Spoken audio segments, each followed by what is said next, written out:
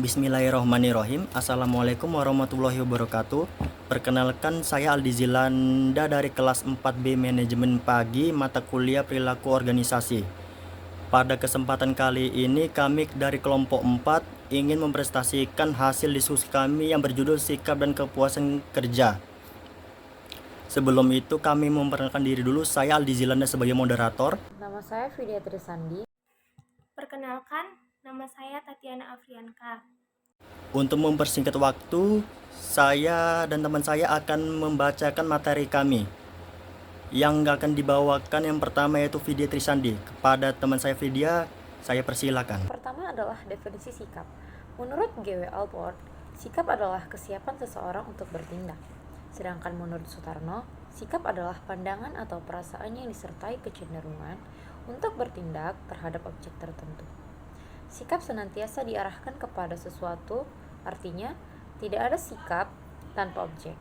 Sikap diarahkan kepada benda-benda, orang-orang, peristiwa, pandangan, lembaga, norma, dan lain-lain. Yang kedua adalah definisi kepuasan kerja. Kepuasan kerja pada dasarnya merupakan sesuatu yang bersifat individual. Kepuasan kerja adalah sikap umum terhadap pekerjaan seseorang yang menunjukkan perbedaan antara jumlah penghargaan yang diterima pekerja dan jumlah mereka. Yang kedua adalah definisi kepuasan kerja. Kepuasan kerja pada dasarnya merupakan sesuatu yang bersifat individual. Kepuasan kerja adalah sikap umum terhadap pekerjaan seseorang yang menunjukkan perbedaan antara jumlah penghargaan yang diterima pekerja dan jumlah yang mereka yakini seharusnya mereka terima. Menurut Suwarno, kepuasan kerja merupakan suatu kondisi psikologis yang menyenangkan atau perasaan karyawan yang sangat subjektif dan sangat tergantung pada individu yang bersangkutan. Yang kedua adalah teori kepuasan. Terdapat beberapa teori kepuasan yang terdiri dari A. Teori ketidaksesuaian atau discrepancy teori. Teori ini pertama kali dipelopori oleh Porter pada tahun 1961. Porter mengukur kepuasan kerja seseorang dengan menghitung selisih antara apa yang seharusnya dengan kenyataan yang dirasakan. B. Teori keadilan atau equity theory. Prinsip dari teori ini adalah bahwa orang akan merasa puas atau tidak puas tergantung apakah ia merasakan adanya keadilan atau tidak atas suatu situasi. Perasaan equity dan inequity atas suatu situasi diperoleh orang dengan cara membandingkan dirinya dengan orang lain yang sekelas, sekantor maupun di tempat lain. Kemudian yang C, teori dua faktor Herzberg. Teori ini memfokuskan pada isu apakah kepuasan dan ketidakpuasan kerja berakar dari kondisi yang sama atau keduanya merupakan hasil dari perangkat faktor yang berbeda. Teori ini menyatakan bahwa kepuasan kerja dan ketidakpuasan kerja sebenarnya berasal dari sumber yang bertolak belakang. Selanjutnya adalah faktor-faktor yang mempengaruhi kepuasan kerja karyawan. Yang pertama ada karakteristik individu. A. Kebutuhan-kebutuhan individu. Kepuasan kerja tergantung pada seberapa jauh individu merasakan bahwa kebutuhannya terpenuhi atau tidak terpenuhi. Salah satu sifat dasar manusia adalah adanya kebutuhan pada dirinya. Dengan sifat terpenuhinya kebutuhan-kebutuhan tersebut, manusia dapat mempertahankan kelangsungan hidup. B.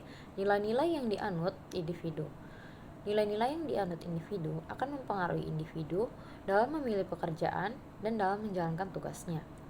Nilai-nilai ini pun menyangkut pilihan individu mengenai tujuan hidup layak yang diinginkan. C. Ada ciri-ciri kepribadian. Ciri-ciri kepribadian seseorang akan besar pengaruhnya pada cara orang berpikir, cara memutuskan sesuatu, merasakan sesuatu, dan menyelesaikan pekerjaannya. Yang kedua ada variabel-variabel yang bersifat situasional. A. Perbandingan terhadap situasi yang ada. Penyebab ketidakpuasan ini adalah kecenderungan dari orang yang membandingkan dirinya dengan kelompoknya. Yang B. Pengaruh kelompok acuan. Kelompok acuan ini dapat mempengaruhi aspirasi dan harapan-harapan seseorang terhadap pekerjaan, yang pada akhirnya akan berpengaruh pada pandangan terhadap hal-hal yang mempengaruhi kepuasan kerja karyawan tersebut. Yang C. Ada pengaruh dari pengalaman kerja sebelumnya. Harapan-harapan yang timbul terhadap pekerjaan yang saat ini dihadapi sangat dipengaruhi oleh persepsi mengenai pekerjaan sebelumnya. sehingga akan muncul perasaan membandingkan pengalaman kerja sebelumnya dengan pekerjaan yang sekarang dari beberapa variabel yang mempengaruhi kepuasan kerja karyawan. Berikutnya akan dilanjutkan oleh rekan saya. Baiklah, saya akan melanjutkan membacakan materi yang telah teman saya Vidya sampaikan. Selanjutnya itu 3. Karakteristik pekerjaan. A. Kompensasi. Kompensasi dapat didefinisikan sebagai suatu yang diterima karyawan sebagai balas jasa untuk kerja mereka. Bila kompensasi diberikan secara benar, maka karyawan akan lebih terpuaskan dan termotivasi untuk mencapai sasaran organisasi. B. Pengawasan yang dilakukan oleh atasan.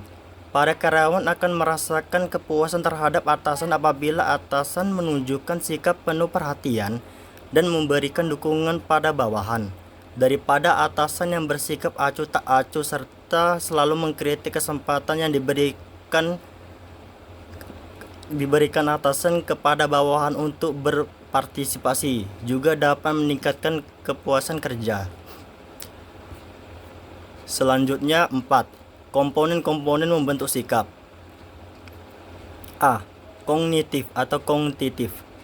Aspek intelektual yang berkaitan dengan apa yang diketahui manusia, berisi kepercayaan seseorang mengenai apa yang berlaku, apa yang tidak benar bagi objek sikap.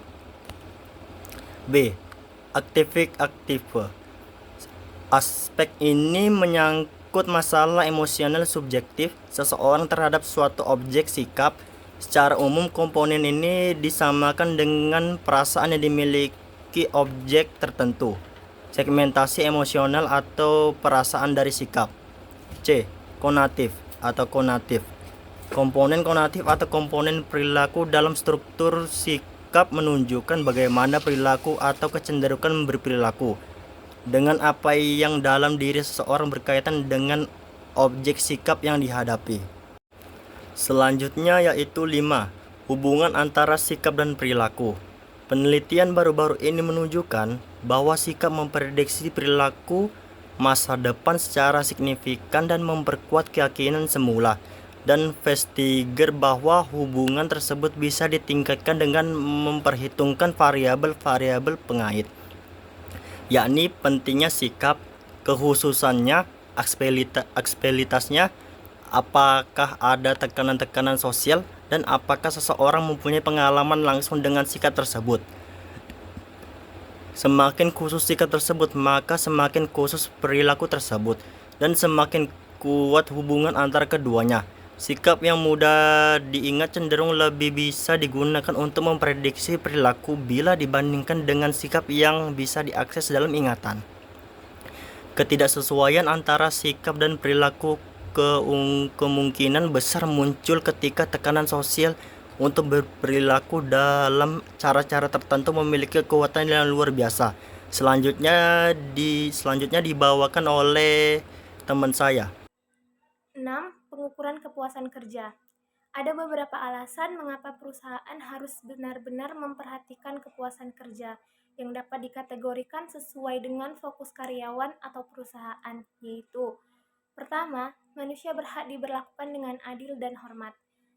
Pandangan ini menurut perspektif kemanusiaan. Kepuasan kerja merupakan perluasan refleksi perilaku yang baik. Penting juga memperhatikan indikator emosional atau keselamatan kerja dan kesehatan psikologis. Kedua, perspektif kemanfaatan, bahwa kepuasan kerja dapat menciptakan perilaku yang mempengaruhi fungsi-fungsi perusahaan. Perbedaan kepuasan kerja antar unit-unit organisasi dapat mendiagnosis potensi persoalan. Untuk mengukur kepuasan kerja ada dua pendekatan yang paling luas, yaitu penilaian tunggal secara umum dan nilai penyajian akhir yang terdiri atas sejumlah aspek pekerjaan.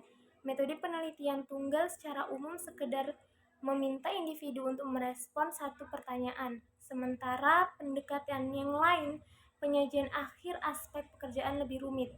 Pendekatan ini mengidentifikasi elemen-elemen penting dalam suatu pekerjaan dan menanyakan perasaan karyawan tentang setiap elemen. Faktor-faktor khusus yang akan dimasukkan adalah sifat pekerjaan, pengawasan, bayaran saat ini, peluang promosi, dan hubungan dengan rekan-rekan kerja. Faktor-faktor ini dinilai berdasarkan skala standar dan kemudian dijumlahkan untuk mendapatkan nilai kepuasan kerja secara keseluruhan. Selanjutnya yaitu ada ketidakpuasan kerja, penyebab serta alasannya. Penyebab ketidakpuasan kerja dapat disebabkan oleh beberapa faktor, diantaranya yaitu ketidaksesuaian antara harapan dan kenyataan. Jika pekerja merasa bahwa harapannya tidak terpenuhi atau tidak sesuai dengan apa yang sebenarnya terjadi di tempat kerja, mereka mungkin merasa tidak puas. Kurangnya pengakuan dan penghargaan. Jika pekerja merasa bahwa kontribusi mereka tidak diakui atau tidak dihargai oleh atasan atau rekan-rekan kerja, mereka mungkin merasa tidak puas. Selanjutnya, kurangnya peluasan untuk berkembang. Jika pekerja merasa bahwa ada hambatan untuk kemajuan karir atau pengembangan pribadi, mereka mungkin merasa tidak puas. Selanjutnya, lingkungan kerja yang buruk. Faktor seperti stres, tekanan, konflik interpersonal, atau kurangnya dukungan dari atasan dapat menyebabkan ketidakpuasan kerja. Terakhir, ada ketidakjelasan tujuan dan tanggung jawab. Jika pekerja tidak tahu apa yang diharapkan dari mereka atau jika tanggung jawab mereka tidak jelas, mereka mungkin merasa tidak puas. Penyebab ketidakpuasan bisa juga karena faktor gaji, rekan dalam bekerja, dan kondisi fisik kerja. B. Alasan ketidakpuasan kerja. Alasan ketidakpuasan kerja bisa beragam, tergantung pada situasi, kondisi, individu. Beberapa alasan umum meliputi alasan ketidakpuasan kerja antara lain ketidaksesuaian antara nilai-nilai pribadi dan nilai-nilai organisasi. Jika nilai-nilai pribadi seseorang bertentangan dengan nilai-nilai organisasi tempat dia bekerja, dia mungkin merasa tidak puas. Selanjutnya, kurangnya keseimbangan antara kehidupan pribadi dan profesional. Jika pekerja mengalami kesulitan dalam mencapai keseimbangan antara kehidupan pribadi dan profesional, ini dapat menyebabkan ketidakpuasan kerja. Selanjutnya, kurangnya komunikasi dan kolaborasi yang efektif. Jika ada masalah dalam komunikasi dan kolaborasi antara anggota tim atau departemen, ini dapat menyebabkan ketidakpuasan kerja. Terakhir, kurangnya kesempatan untuk belajar dan berkembang. Baiklah, itu saja yang bisa kami sampaikan dari materi kami yang berjudul Sikap dan Kepuasan Kerja. Kami mohon maaf kepada rekan-rekan bila cara penyampaian atau materi kami yang kurang dipahami, kami mohon maaf. Kepada teman-teman saya mohon maaf, dan kepada Allah saya mohon ampun. Wabillahi taufiq walhidayah. Wassalamualaikum warahmatullahi wabarakatuh.